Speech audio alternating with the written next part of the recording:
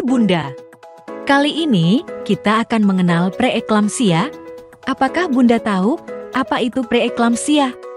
Menurut Badan Kesehatan Dunia, angka kematian ibu masih sangat tinggi. Sekitar 810 wanita meninggal di seluruh dunia akibat komplikasi terkait kehamilan. Tingginya angka kematian ibu disebabkan oleh beberapa faktor seperti perdarahan hebat, komplikasi dari persalinan seperti preeklamsia dan eklamsia, serta infeksi seperti disebabkan oleh tindakan aborsi tidak aman. Preeklamsia merupakan komplikasi kehamilan yang ditandai dengan adanya peningkatan tekanan darah lebih dari 140/90 dan terjadi setelah usia kehamilan lebih dari 20 minggu. Salah satu dampak preeklamsia yaitu bisa menyebabkan kerusakan organ seperti ginjal.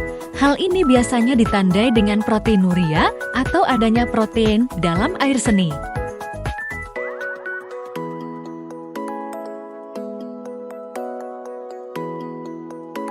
Yang pertama yaitu, ibu dengan riwayat preeklamsia pada kehamilan sebelumnya. Jika ibu diketahui hamil lagi, maka ibu akan lebih berisiko mengalami preeklamsia pada kehamilan sekarang. Yang kedua yaitu, ibu dengan kehamilan pertama. Hal ini berhubungan dengan peran faktor imunologi, di mana terjadi pembentukan awal antibodi ibu terhadap plasenta bayi. Yang ketiga yaitu, ibu hamil yang memiliki masalah kesehatan seperti tekanan darah tinggi, diabetes, dan lain-lain. Ibu hamil yang memiliki riwayat masalah kesehatan lebih berisiko terkena preeklamsia. Yang keempat, yaitu ibu yang obesitas. Ibu dengan berat massa melebihi target ideal, baik itu sebelum kehamilan, juga sangat berisiko mengalami preeklamsia saat ia hamil. Faktor resiko preeklamsia selanjutnya adalah kehamilan di usia rawan yaitu di bawah 20 tahun atau usia di atas 35 tahun memang berisiko tinggi preeklamsia, bayi prematur, dan lain sebagainya.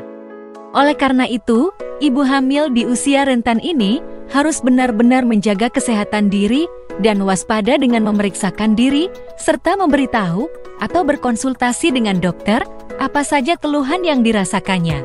Mengandung lebih dari satu janin atau mengandung anak kembar mungkin menjadi idaman atau keinginan besar bagi sebagian orang, akan tetapi mengandung anak kembar termasuk dalam risiko tinggi mengalami preeklamsia.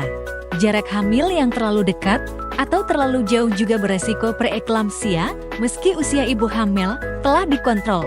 Faktor resiko yang terakhir adalah riwayat keluarga.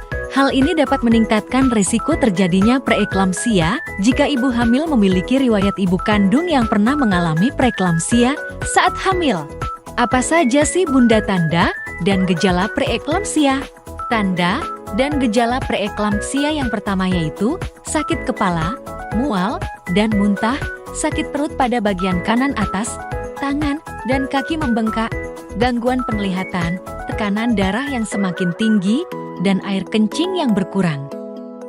Bagaimana sih Bunda cara mengurangi faktor resiko supaya tidak terjadi preeklamsia? Perbanyak buah sayur dan kurangi makanan yang mengandung garam. Ibu hamil perlu mendapatkan asupan nutrisi yang cukup dari berbagai makanan sehat dan bervariasi mulai dari sayuran, buah, daging-dagingan, ikan, dan lainnya demi kesehatan ibu hamil dan janinnya. Makanan yang mengandung antioksidan tinggi seperti apel, tomat, dan jeruk dipercaya dapat membantu menangkal zat radikal bebas, sehingga dapat juga membantu menurunkan resiko preeklamsia. Olahraga saat hamil juga diketahui dapat melancarkan aliran darah, sehingga janin lebih banyak mendapatkan nutrisi dan oksigen yang penting untuk tumbuh kembangnya. Selain mendukung perkembangan otak janin, olahraga bagi ibu hamil juga bermanfaat untuk memperbaiki mood dan kualitas tidur, memperkuat otot, serta mengurangi rasa nyeri akibat kehamilan.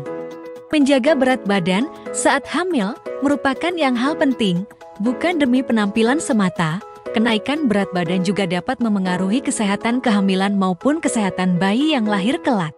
Peningkatan berat badan dapat dihitung berdasarkan indeks massa tubuh masing-masing ibu hamil.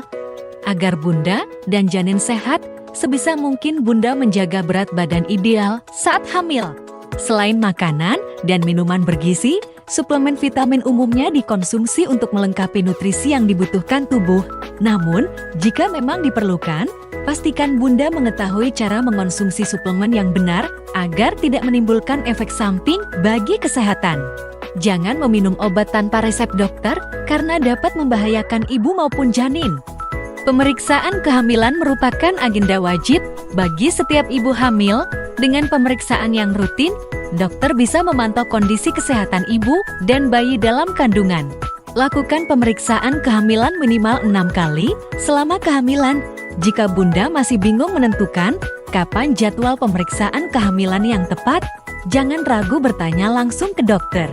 Selain itu, dengan mendapat dukungan dari keluarga dan semua orang-orang terdekat, ibu hamil pasti akan lebih merasa tenang dan nyaman. Segera kunjungi dokter atau fasilitas kesehatan terdekat jika ditemukan tanda dan gejala preeklamsia. Terima kasih sudah menonton video kami. Dukung terus RSUD Sidoarjo Barat dalam memberikan informasi kesehatan terkini, karena kesehatan dan kepuasan Anda adalah prioritas kami.